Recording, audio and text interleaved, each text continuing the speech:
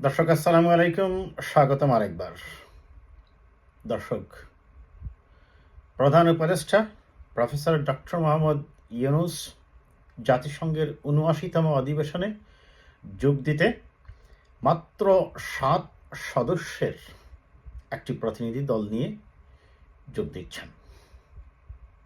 তিনি সরকার প্রধান হিসাবে খুব স্বাভাবিক জাতিসংঘের অধিবেশনে যোগদান করবেন, তবে সেই যোগদানের বিষয়টা যে ভিন্ন প্রেক্ষাপটে, ভিন্ন আঙ্গিকে, এবং তার এই যোগদানটাতে জনগণের কাছে জবাবদিহিমূলক এবং জনগণের প্রত্যাশার সাথে সামঞ্জস্য রেখেই তার যে বহরটা যাবে, সেটা নিয়েই আমরা একটু কথা বলবো।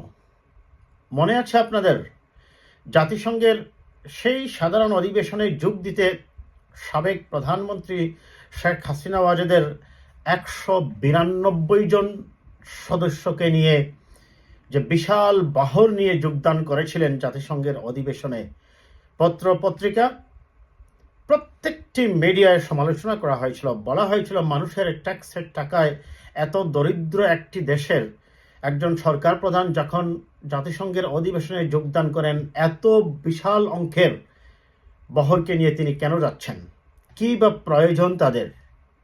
তারা এটাকে গ্রহণ করেছিলেন একটা পিকনিক হিসাবে।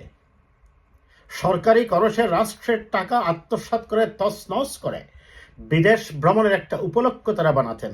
ছিলেন কিছু অতিমাত্রায় উৎসাহী সচিবও, যারা এই কাজে সহায়তা করেছেন কোনো কারণ ছাড়াই, কোনো প্রয়োজন ছাড়াই, এমনকি পরিবার পরিজন নিয়ে তারা গিয়েছেন প্রধানমন্ত্রীর সফর সঙ্গী হয়ে। প্রধানমন্ত্রী বাদ রাখেননি তার পরিবারের সদস্যদের, তার মেয়ে সাইমা ওয়াজেদ পুতুল, বোন শেখ রেহানা, বোনের ছেলে মেয়ে, তার যত আত্মীয় স্বজন আছে সবাইকে সরকারি খরচে থাকা খাওয়া করিয়েছেন রাষ্ট্রের জনগণের ট্যাক্সের টাকায়। কারণ তার যে কোনো জবাবদিহিতা ছিল না। চালিয়েছেন একদলীয় শাসন ব্যবস্থা, তছনছ করেছেন দীর্ঘ 15টি বছর রাষ্ট্রের কোটি কোটি টাকা। একটু দেখুন দর্শক, ৭৯তম সাধারণ অধিবেশনে যোগ দিতে নিউ ইয়র্কে যাবেন অন্তর্বর্তী সরকারের প্রধান উপদেষ্টা ডক্টর মোহাম্মদ ইউনূস। সফরে 7 সদস্যের একটি প্রতিনিধি দল থাকবেন। 22 থেকে 27 সেপ্টেম্বর পর্যন্ত এই সফর করবেন প্রধান উপদেষ্টা।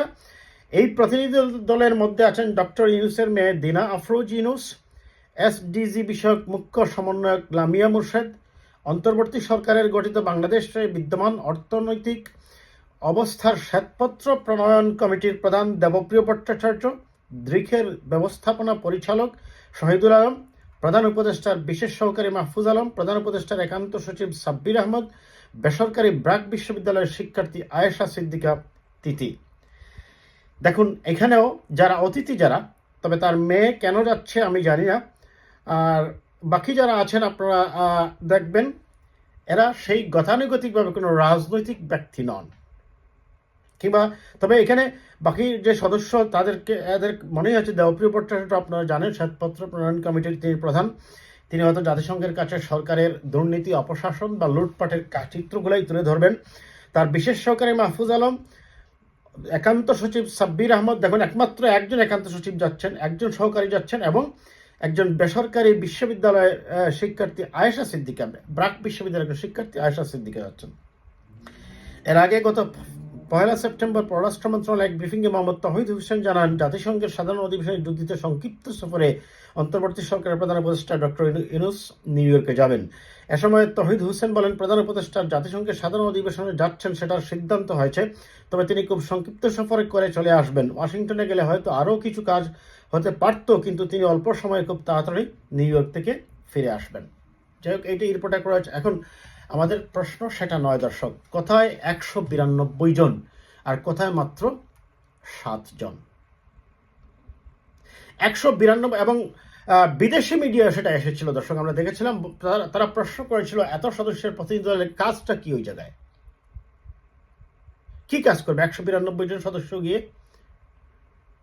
এবং এই যে রাষ্ট্রে যে মানে তহবিলটাকে তছনছ করা হয়েছে, তার একটাই কারণ, যেটা আমি এই করার কারণটা হচ্ছে আমার এই ভিডিওটা দর্শক, যে জনগণের কাছে তাদের ছিল না কোনো জবাবদিহিতা, ফলে তারা যেভাবে খুশি সেভাবে রাষ্ট্রীয় সম্পত্তি কোটি কোটি টাকা পাচার করেছে, আত্মসাৎ করেছে। এই যে একের পর এক এখন বের হচ্ছে এস আলম, এই যে এস আলমকে কেন দেওয়া হলো সুযোগটা?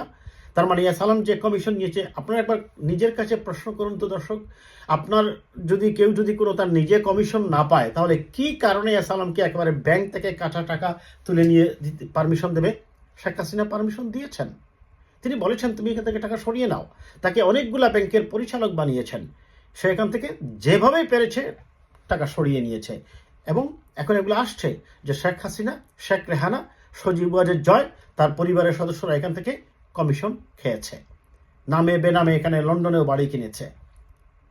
এগুলার বিচার করতে হবে, প্রত্যেকটি অপরাধের দুর্নীতির বিচার করতে হবে। এবং যে যে কথাটা বলছেন রাশেদ খান মেনন সাহেব, যে শেখ হাসিনা যখন নির্দেশ দিত, উনি অনেকটা নির্দয়ভাবে নির্দেশ দিত, বলতো যে মারো, গুলি করো, লাশ পানি মাটির সাথে মিশিয়ে দাও, ক্ষমতা আমার চাই, অ্যাবসলিউট পাওয়ার চাই। এই কথা তিনি নিজেও বলেছেন, শেখ হাসিনা ওয়াজেদ।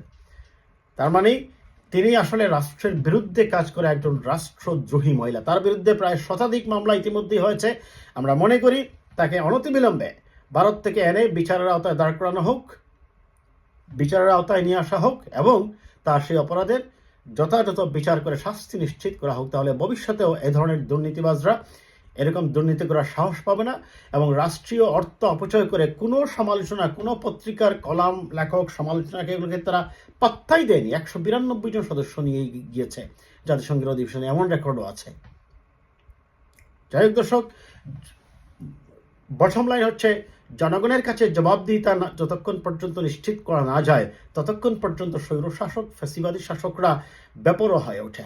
তারা রাষ্ট্রকে তুচ্ছ তাচ্ছিল্য করে, জনগণের ট্যাক্সের টাকা তারা এভাবেই আত্মসাৎ করতে থাকে। আর সেটা থেকে বন্ধের একটাই পথ, যে সুযোগ এসেছে এখন দেশকে একটি অ্যাকাউন্টেবল এবং রুল অফ ল নিশ্চিত করে দেশে সত্যিকার অর্থেই জবাবদিহিমূলক একটি সরকার এবং একটি গণতান্ত্রিক সরকার আমাদের নিশ্চিত করতে হবে। ভালো থাকবেন দর্শক, কথা হবে আবার কোনো বিষয় নিয়ে।